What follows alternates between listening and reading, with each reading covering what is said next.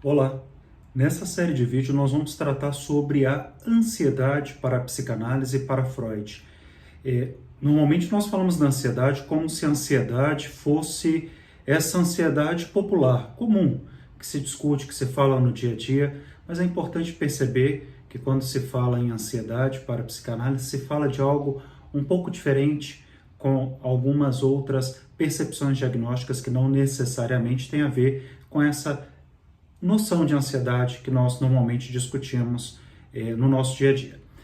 No livro Inibições, Sintomas e Ansiedade, normalmente 2 anos após escrever aí Neuroses de Transferência, um livro datado de 1987, né? Claro, algumas outras revisões que aparecem com essa data de publicação, Freud acaba publicando conferências introdutórias sobre a psicanálise. Aí ele realmente acaba abordando a questão da ansiedade, né? Estabelecendo uma distinção muito importante entre a ansiedade realística, a ansiedade neurótica, e também já introduzindo o que virá a ser conhecido como a grande contribuição de sua segunda teoria sobre a ansiedade, a noção da ansiedade como sinal. Isso é importante entender esse lugar, essas contribuições sobre a ansiedade em Freud nas obras freudianas. Agora, de acordo com as ideias evolutivas de Darwin, nós, pensando um pouco nessa ideia do naturalismo, da evolução das espécies, é possível propor que o valor adaptativo da ansiedade encontra-se, de alguma forma, no fato dela ter uma função, como nós chamamos de uma função biológica a cumprir, como reação a um estado de perigo, como parte de uma reação necessária de preservação das espécies. Então, também é muito importante citar Darwin, porque Freud era um grande admirador do trabalho de Darwin, e não só um admirador, mas acabou usando um pouco, né, dessa teoria, dessa abordagem de Darwin para tentar trazer isso um pouco para a teoria e para toda a obra freudiana. E por outro lado, é muito importante entender que Freud também pretendia estar entre os naturalistas, né, os evolucionistas de alguma forma.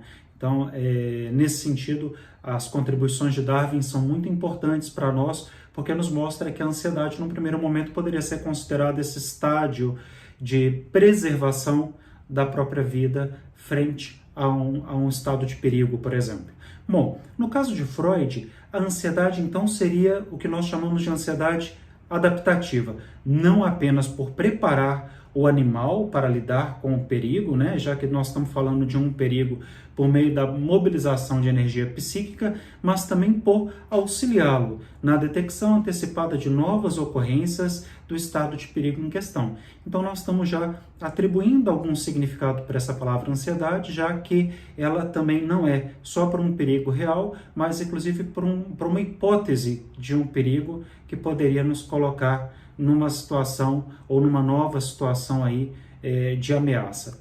Bom, além disso, pensando um pouco sobre o lugar da ansiedade, o lugar da psicanálise, nós vimos que pelo processo do recalcamento, Freud ele pressupunha na primeira tópica que a pulsão se apresentaria em 2 tipos de representação no nosso psiquismo, né?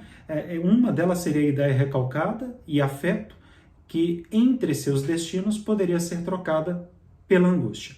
Então é importante também fazer essa aproximação, essa analogia. Então assim, de alguma forma, a angústia ela constitui para nós um paradoxo, evidenciando na pressuposição de que é primordial também aos demais afetos, né? Então vamos pensar nesse sentido que a ansiedade ela acaba constituindo como uma moeda corrente universal pela qual ou de alguma forma ela pode ser trocada por qualquer impulso se o conteúdo ideativo desses impulsos, vinculado, né, a esses impulsos, a essas ideias, estiver sujeito à repressão. Então essa é uma noção que Freud acaba trazendo para nós também em torno da angústia como essa moeda de troca, né, que ela acaba sendo também essa moeda de troca. Então, as instâncias da primeira e das segundas tópicas, a teoria da constituição do sujeito, principalmente o complexo de Édipo, que nós já vimos tanto